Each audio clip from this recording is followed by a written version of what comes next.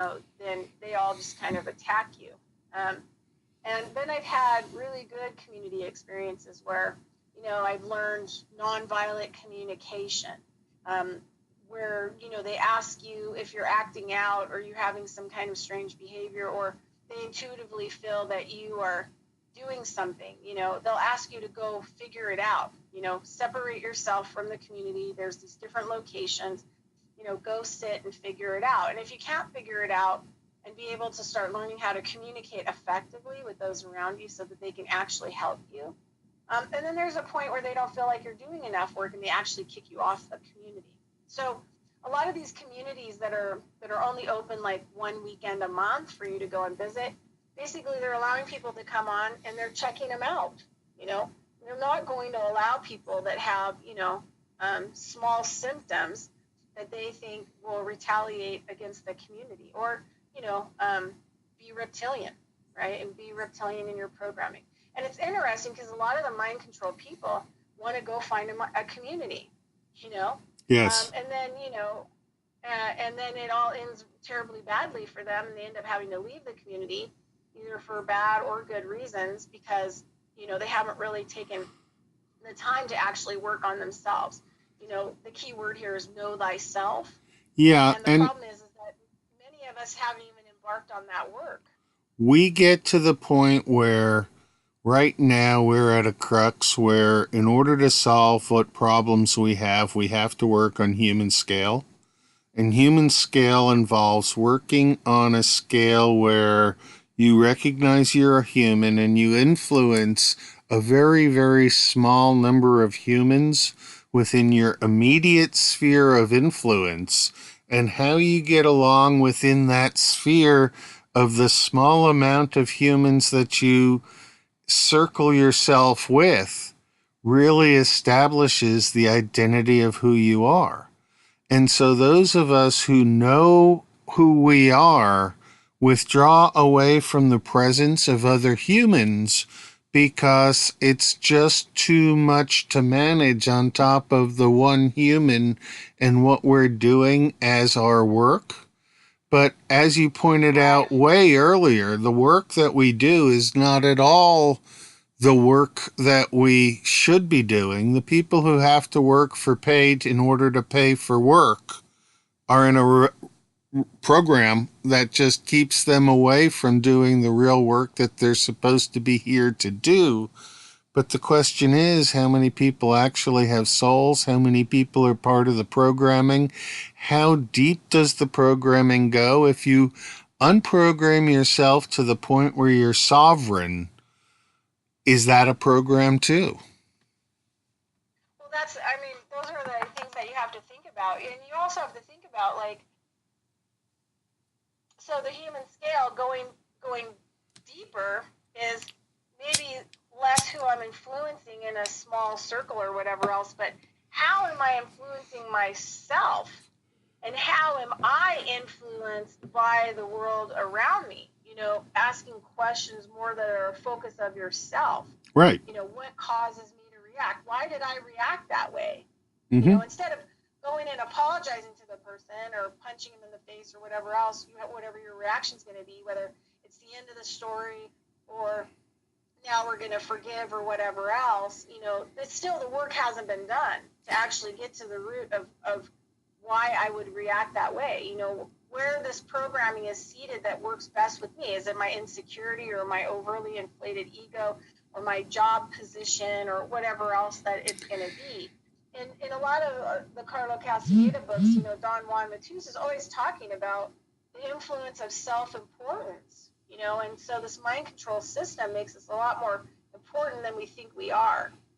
And so, the product of eliminating, the self-importance, which means the labeling and categorizing of yourself within the world to become the nothing, right? Go back, I'm just nothing, and be okay with that, can also help to alleviate some of those control systems, getting you out of the self-importance. Yes, I've noticed that Categories. mathematically, with what I'm doing with my group theory, the 0 point energy exists at any level, so the 0 point level for humans is just that no thing that you talk about. When you come into one, you come into yourself, and when you come into yourself, you have the realization of who you are, and then you have the whole world to deal with. And going between the self and the whole world and the self and the whole world, getting a second person to trust enough to be part of that. First time you go out there, find a second person, you go back into that shell of two ones. But gradually you bring another second person in and another second person in, and you develop relationships of two from your separate one. And an infant does this instinctively when it's born, going from being part of the mother to having this other human figure of a mother. So we all go through it at least once, and then we get introduced to dad. And now that's a third human, but most of the time the infant spends its time in the shell of me and the environment, and these other humans don't even really become humans till about 6 months later, when we recognize that we can, well, maybe not 6 months, maybe a lot quicker, because the young born infant can manipulate their parents fairly easily to get what it needs. And there's two ways of doing that: being happy baby or being colic baby. And we sort of get put on a path depending on how we get treated at that baby stage. But maybe there's something to the going off on a DMT trip and degenerating back into that infancy as being a pure soul who doesn't have a remembrance or had some sort of birth trauma that's being fixed. I don't know. Well, it would be the physical body that's re-experiencing that, right? So the physical body, so the soul's gone during that, ceremony. It's not even connected to the body anymore. So the body is actually probably has issues with something that happened when it was like, a fetus or newborn or whatever else. And so the physical body is actually trying to deal with the cellular structure, of all that took place. I'm not sure that we give too much credit to cellular structure. That what we've been taught as biology is an overlay that we were taught specifically to have an impression of how it works when it doesn't work that way at all. And well, but I mean, it's a program. The cells are the army of the main program, and they carry out. And Bruce Lipton has done a lot of studies. If you go back and look at his work, even the biology belief, where he says, the cells don't work the way that, science tells us or the doctors tell us. The genome project is totally false and fake. It just gives hospitals reasons to say, oh, yeah, you're going to get cancer, so let's chop your boobs off now before, you get that cancer. You want to know something real funny about Bruce Lipton? I have a good Bruce Lipton story. The first time I saw Bruce Lipton was sometime back in 1990s, and I had gotten out of academia, and I had just gotten moved back to Oregon and was starting a brand new job. And here's this very fascinating guy who's about my age, who I'm listening to, and he's telling me all sorts of stuff that I didn't learn in school. And I just had come out of, 13 years of straight school, from high school to college to graduate school to postdocs and stuff. And so here's this Bruce Lipton guy, and I'm just starting to work for NASA. And he's telling me all this stuff on the biology of belief. And I'm thinking, that's probably how it works, and that's a lot about what I think it should. I'm busy in something else, and if I dive into what you're saying, it's going to take me off the path I need to be on, so I'm just going to turn you off and ignore you. And that's the typical thing you do when you're in the 3D world. And this was back in the I don't exactly remember whether it was in the late 80s or the early 90s, but I didn't meet him in. I heard part of what he was saying in a talk, but the internet wasn't there, so he wasn't an internet guy. And I saw the Biology of Belief book, but I don't remember the exact situation of why he got onto my radar screen. I just knew the name, and I thought, if he knows the biology and I know the chemistry and we think the same, sometime we might come around to the place where by getting to the same place from different paths, we verify the other.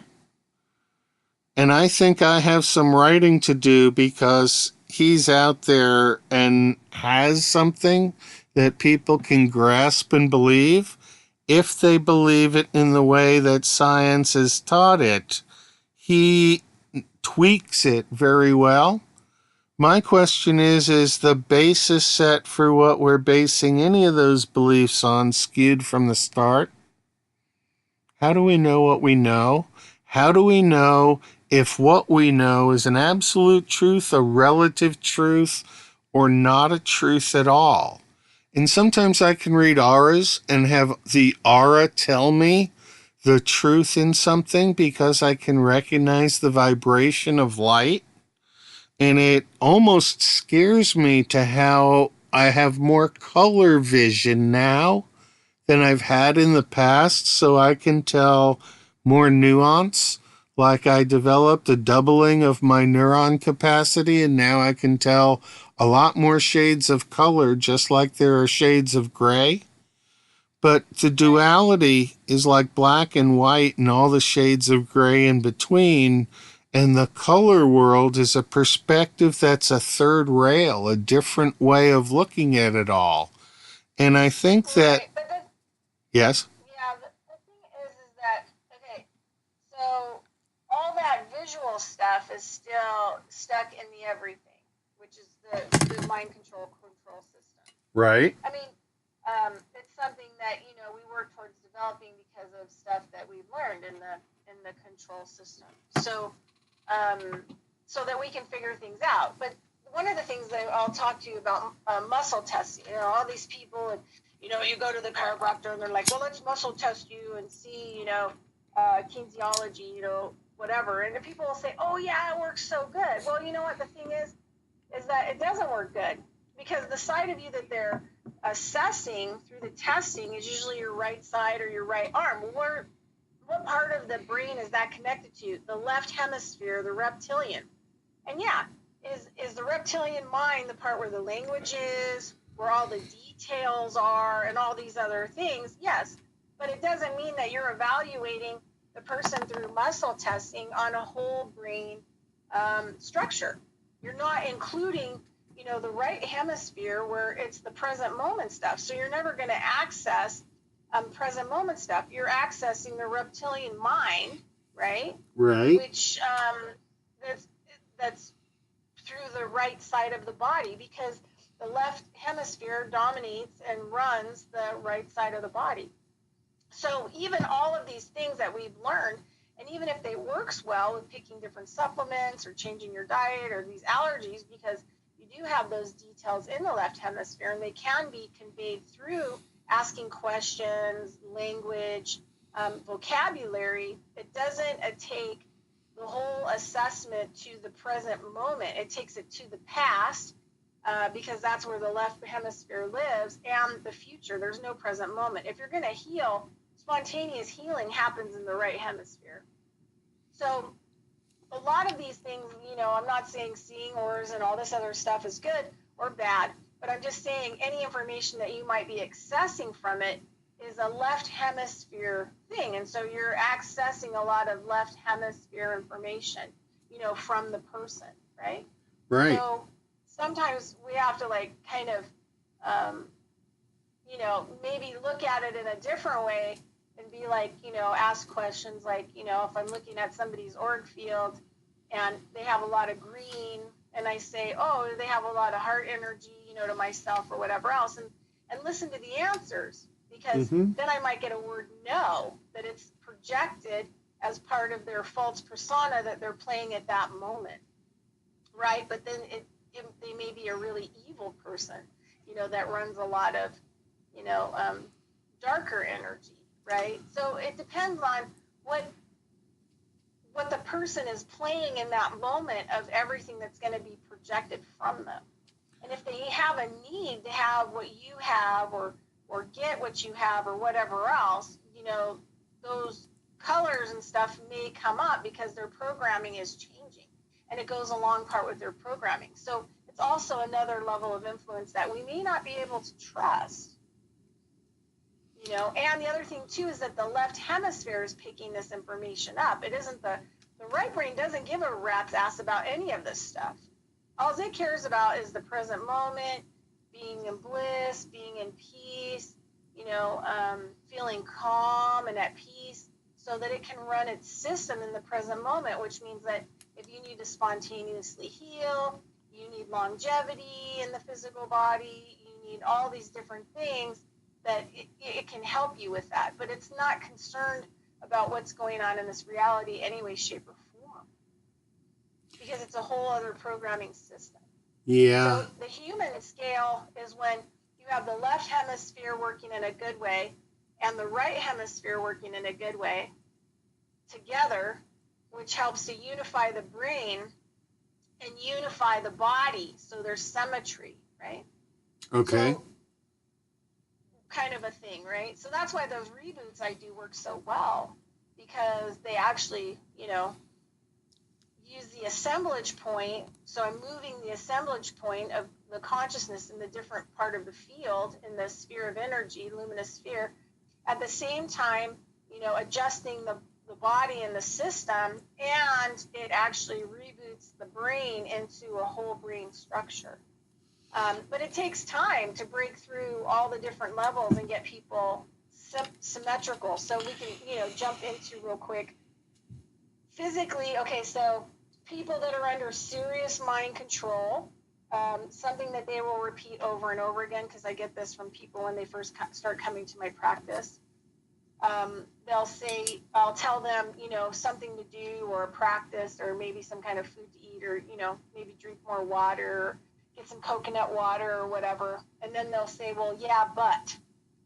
And then they'll launch into like a whole story that probably has nothing to do with what I just talked to them about, because they're running their program and their mind control. So listening to people, and they have that, yeah, but, and then they run into, a whole other story that doesn't make any sense. It isn't really even part of the topic of conversation, shows the level of mind control, and always tells me that they're not going to do anything that I say.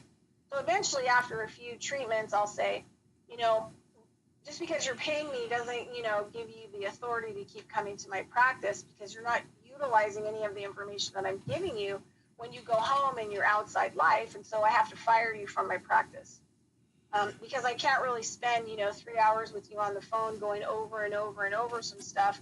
It doesn't even really matter about the concern that you're having with your body.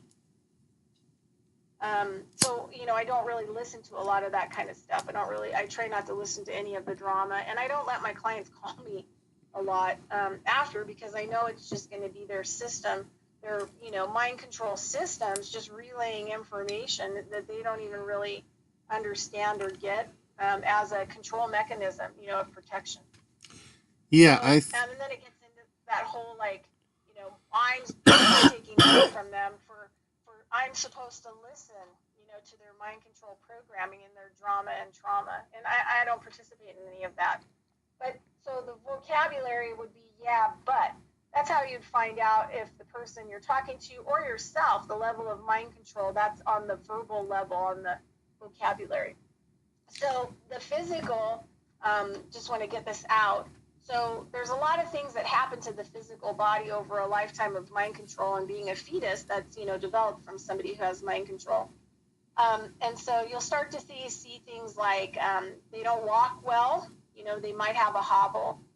Your chiropractor will tell you, wow, you have one leg way shorter than the other. Well, yeah, because that side of your brain is shriveled up and not working. Remember? Because the left hemisphere controls and fixes the right side. The right hemisphere controls and fixes the left side.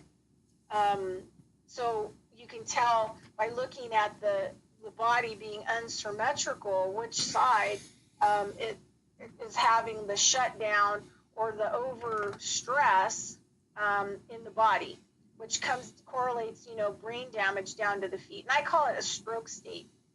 That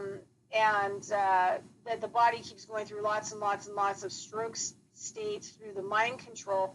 And then the system of our reality, beating up on us on top of it, because, it's designed for us not to be community. It's designed for us to stay away from being one. It's designed to keep us from the unity, right? Because this is the no thing, right? They don't want us to go near the no thing.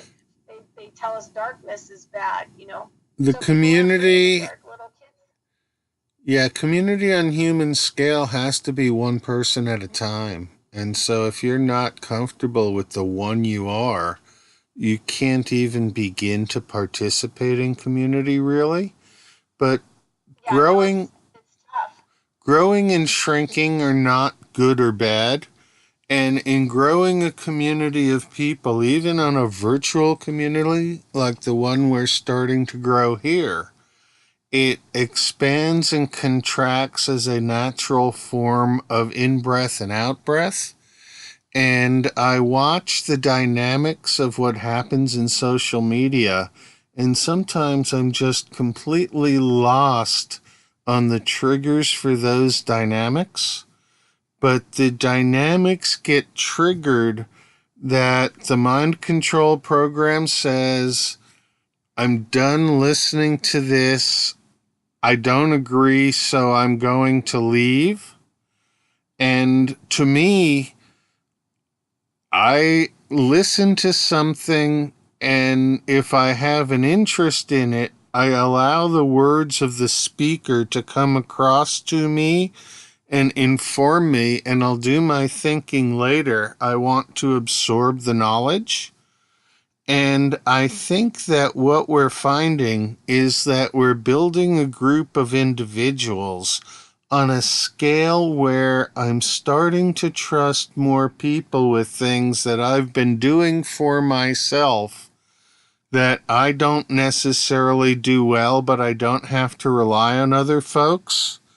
And now, as I'm getting to the point where I'm aging and I can't do everything I used to do, I'm much more liable to trade some of the value of the information I have for somebody to hang out and listen and help me do some of the tasks that I know how to do, but physically I'm not there anymore to get them done in any frame of time where they need to be done.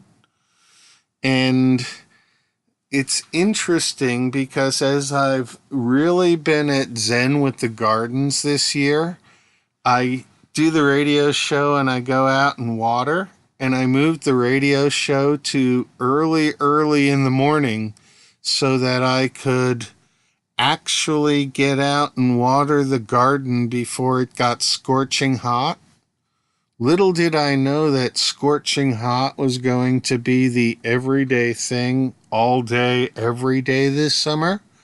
And so where you live in the desert and are used to it, here we live in a rainforest. We're not used to it.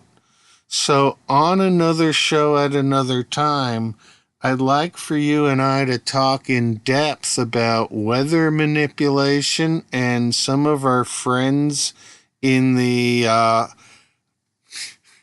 let's say the clouds in the sky world for now, Yeah. because we both have a lot of knowledge in that area. And I think the interaction of depth of the different perspectives from the red road, the white road, the yellow road, and the blue road, as I see them, I think there's 6 colors in our spectrum and then black and white.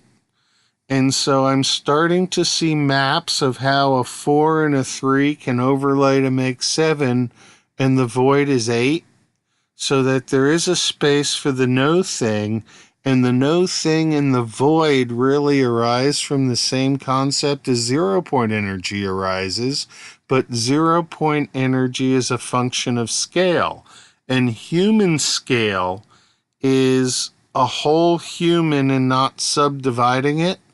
So the brain work would fall into the arts and sciences category and be one of the things that humans can choose to do, where the single human works in a different frame of reference of scale.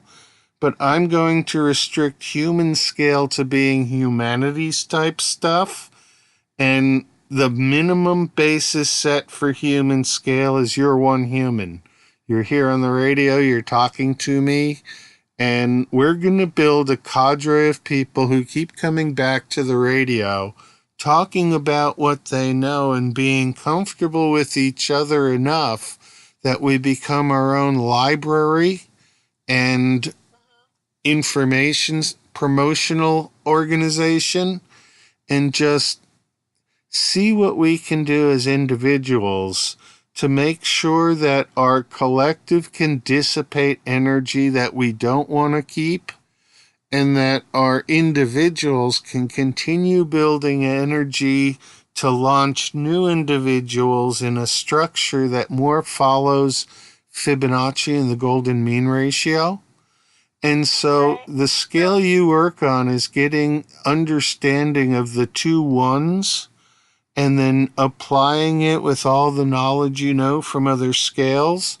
And it's so important that people work on the scale of the individual and get to where they know what they know really well, and not have to agree or disagree with other people, but then unite in perspective so that we can build like a library of intelligence where anytime we need to know something, somebody in the group has the proper information from a frame of reference, and other people have enough perspective to say, hey, wait, that's not right from my perspective, Right.